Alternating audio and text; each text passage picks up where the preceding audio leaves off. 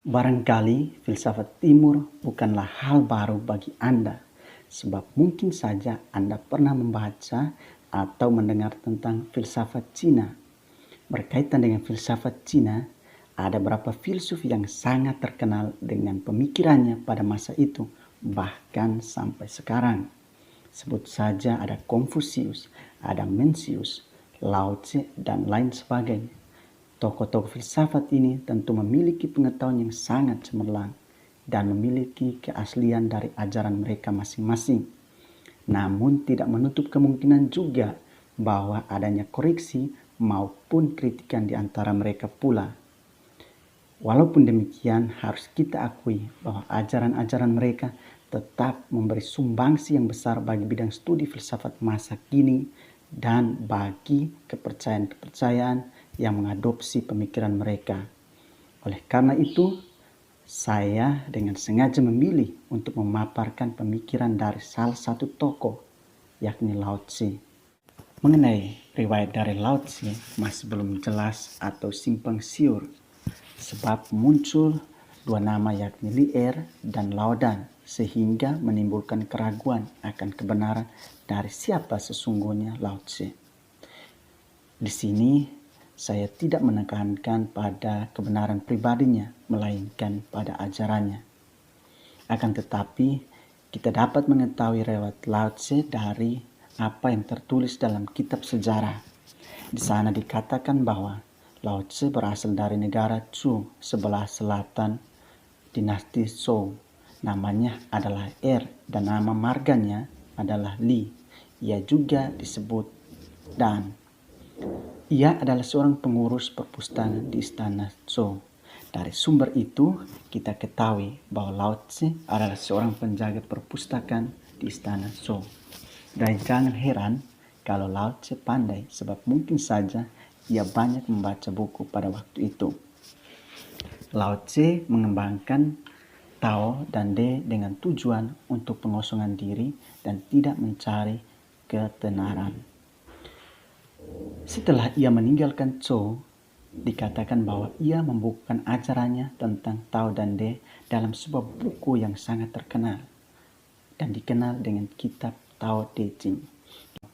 Untuk memahami Tao sendiri, pertama-tama kita mesti bertolak dari arti Tao. Pada awalnya, Tao diartikan sebagai jalan yang benar dari Tian dan manusia. Lalu muncul arti metafisis dalam kaitannya dengan kitab Tao Te Ching. Dan pada masa kini, lazimnya dipahami sebagai jalan atau sesuatu yang sesuai dengan kodratnya.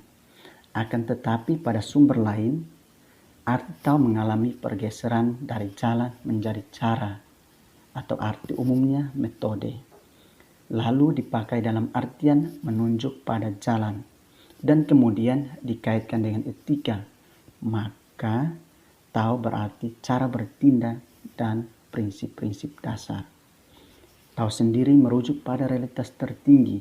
Realitas tertinggi merupakan suatu realitas seperti apa adanya, atau dapat disebut suatu realitas murni, tanpa unsur tambahan. Realitas tertinggi itu disebut sebagai sang tanpa nama. Mengapa demikian? Karena Tao tidak dapat dijelaskan dengan bahasa manusia yang merupakan permulaan dari segala sesuatu, namun bukan pencipta. Ia hadir dalam semesta karena ia adalah permulaan dan tanpa nama sebagai ungkapan dari dirinya yang belum memiliki wujud serta sudah ada sebelum adanya bumi. Lalu bagaimana Tao itu dapat dipahami? Tao dapat dipahami dari eksistensi Tao sendiri. Tao bereksistensi dalam dua aspek, yakni Wu, tiada, dan Yu, ada. Wu sendiri merupakan sesuatu yang real, entah eksistensi dan dampaknya. Ia adalah potensialitas di balik persepsi indera. Sedangkan Yu adalah perwujudan dari Tao yang real dan banyak. Hemat saya, Tao berada dalam tiada dan ada. Selain itu, Tao merupakan induk dari semesta karena semuanya dilahirkan oleh Tao dan mengalir darinya pula.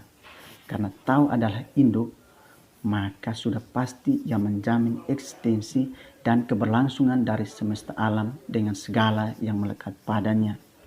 Dengan demikian, Tao ada dalam semua dan semua ada dalam Tao. Tao juga mengandung unsur transenden dan imanen. Maksudnya apa? Maksudnya bahwa Tao ada dalam semesta tetapi tidak dapat dilihat atau disentuh. Ia tetap berada dalam diri semesta dan berperan di dalamnya. Ia merupakan totalitas dari seluruh ciptaan dan memiliki potensialitas serta kreativitas tak terbatas. Singkat kata, Tao adalah prinsip pertama, induk dari semesta, dan ia melampaui segala realitas yang tampak.